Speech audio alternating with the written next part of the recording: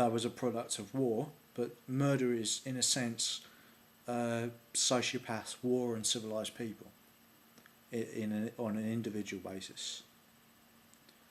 The eugenicist argument could be seen as persuasive, but also a child might have just as much of its mother's traits as well as the traits that are unique to that child that may not cause them to be like the rapist who conceived them. It is not. It is my own view that we are a product both of genetics and experience, plus our own free will. Life gives you context, but it's your interpretation through free will which you use to proceed. That is why you are within the context of physical ability. Within that context and free will, responsible for your own actions and duties to other human beings, as well as to be moral, rational, and fair. That there is also the problem in ethical terms of children being profoundly disabled to the point that as human beings we have an obligation to protect them. Yet they are only kept alive via technology and medical methods which, given enough time and effort, can give a chance to people in whatever stage of life some hope of a positive outcome.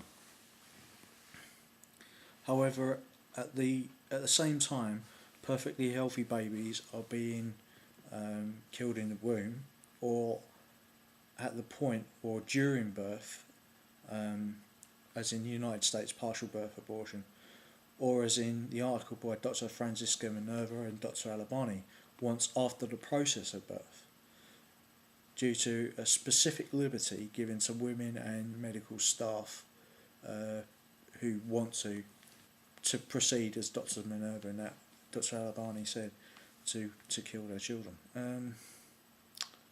This seems, from an ethical and practical field, not only a minefield, which is why politicians and public servants don't want to grasp the nettle of responsibility. It opens questions about fairness as well as rights, liberty and equality balancing under a rational, ethical, empirical rule of law based on the consent of a democratic national society and community, i.e. us. The article asserts that medical staff or women as mothers or the institutions that examine ethics or the state have the liberty to kill human beings in the womb or during or after the process of birth based on their capabilities or potential humanity. So is forced killing of disabled people either after birth acceptable, or if they are injured from accidents or from a military conflict, as I gave the example about wounded soldiers from Afghanistan. If a woman having given birth is in a competent state to decide about another human being's right to life, then what about firms, families, by firms I mean corporations, families or governments? Have we not seen this problematic idea of killing based on perceived capabilities of a human being by another human being or group of human beings who have lost their empathy? We've the problematic idea of killing grow by giving its proponents intellectual legitimacy, with its dreadful results of slavery and genocide caused by, in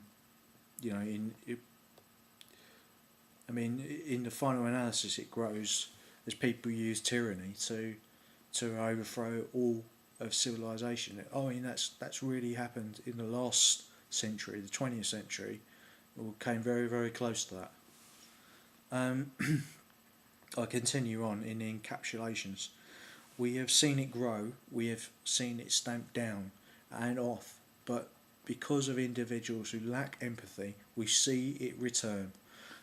The desire for some macabre bloody elegant solution which ticks the box of a statistician, somebody who makes up statistics, is behind it.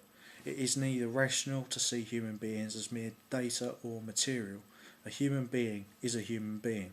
We are separated physically, but we are united by empathy and reason, which are two among many other fundamentals of being human. We share reason with other higher animals. We share reason with other animals with higher social intelligence. Rightfully, we do our utmost to protect them as part of the whole natural system. Yet we are forgetting to protect our own. As the Stoics and Epicureans said, we are all subject to reason and united in it by the Logos, which is reason, the universe, or God, for instance. People might say we are united by the evolution of a higher social intelligence, our own. The Logos as reason and the reason as Logos, for instance. The caption ends. In English law, we have had in the past situations where babies were born premature held the attention of medical staff who were struggling to keep them alive, while at the same time doctors in the same hospital were conducting abortion operations to kill babies at some stage at the same age and development. So the baby in the incubator who's born prematurely and the baby who's still in the womb, they're the same age, chronological age, The medical studies prove babies feel pain and have a consciousness that was the same, either in the room or outside, as an infant or adult human being. This is what caused the law to be changed, and the trend has been to put limits of weeks of pregnancy at which abortion operations take place lower and lower as medical knowledge and technology affect our understanding of how similar or how much humanity is a unity in terms of how we experience consciousness. Children's development from a parent or sibling's point of view may seem erratic. Children are engaged in learning both physical tasks, which adults view constant repetitions of movements, actions, and use of learning by rote or imagination as annoying or strange behaviour. We've all been, when we were all kids, playing football over and over and over again, and winding our parents up by doing that, or some other sort of game.